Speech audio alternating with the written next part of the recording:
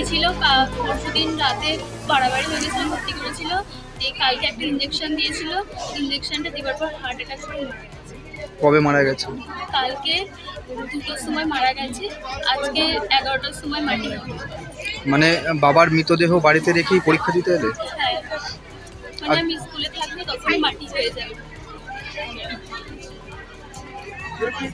বাবা কি বলেছিল মানে পরীক্ষা দিতে যাওয়ার সময়? বাবা আমায় বলেছিলেন ভালো হয়ে যাক তোকে পরীক্ষা দিতে নিয়ে দেবো আমি। তারপর তারপরে তো বাবার এরকম হয়ে গেছে। বাবা সবাইকে বলে বেড়াতো আমার মেয়ে পরীক্ষা দিচ্ছে, আমার মেয়ে ভালো নাম্বার পাবে, আমার মেয়ে টিউশন যায়, ভালো পড়াশোনা করে।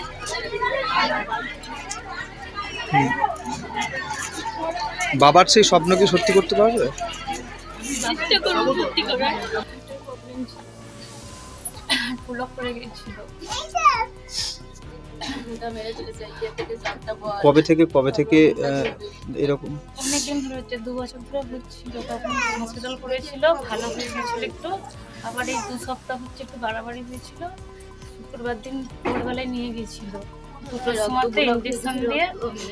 ডাক্তাররা বলেছিল একটা ইঞ্জেকশন দেবে, হয় বাঁচবে না হলে। ইঞ্জেকশনটা সহ্য করতে পারিনি। আজকে তো মেয়ে পরীক্ষা দিতে গেলাম। হ্যাঁ গেছে, কিসে পড়ছিল মেয়ে? মাধ্যমিক দিচ্ছে। বাবার তো স্বপ্ন ছিল যে মেয়ে ভালো করে কি বলতো মেয়েকে, কি বলতো বাবা? পড়াশোনা করতে পারতো। হ্যাঁ।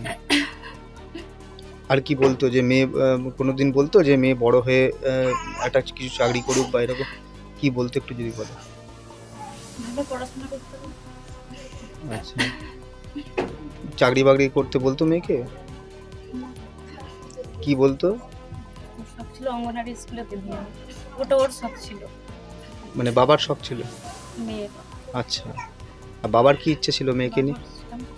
জানি না, আমি বলেছি। কি বললেন আপনি? পরীক্ষা দিয়ে সবাই হুম দাদিরা পিসিরা সবাই বলেছে হুম পরীক্ষা দিয়ে। এসে দেখলাম যে মুস্কান খাতুন যে মেয়েটি কাঁদছে, কাঁদার কারণটা জিজ্ঞাসা করাতেই তার কাছ থেকে উত্তর পেলাম যে তার বাবা নাকি কালকে হার্ট অ্যাটাক করে মারা গেছে। তা সঙ্গে সঙ্গে আমি সেটাকে যতটুকুনি পরিষেবা দেওয়ার দরকার সেই ধরনের ব্যবস্থা করলাম। টিচার ইনচার্জের কাছে গেলাম, বাটিকা গার্লসের। ওনাকে গিয়ে বললাম যে ওনার 29 নম্বর রোল নাম্বার আর 6 নম্বর রুমে সিট পড়েছে, একটু কেয়ার নিয়ে দেখবেন। যদি কিছু অসুবিধা হয় আমরা বাইরে থাকছি, আমাদেরকে খবর দেবেন। আমরা অ্যাম্বুলেন্সেরও ব্যবস্থা রেখেছি বা টোটাল পরিষেবা রেখেছি। তা আপনারা আমাদেরকে খবর দেবেন, আমরা যতটুকুনি সাধ্যমতো চেষ্টা করব। এটা তো খুবই প্যাথেটিক ব্যাপার, কারণ হচ্ছে বাবার মৃতদেহ বাড়িতে রেখে সে পরীক্ষা দিতে এসেছে, আবার 11টা 11:30 নাগাদ তার মাটি হবে। এটা তার কাছে মর্মান্তিক ব্যাপার, কিন্তু তা সত্ত্বেও বাবার স্বপ্ন পূরণ করার জন্য সে যে পরীক্ষা দিতে এসেছে, এর জন্য আমরা মানে কি বলবো, আমার নিজেরই কথা বেরোচ্ছে না।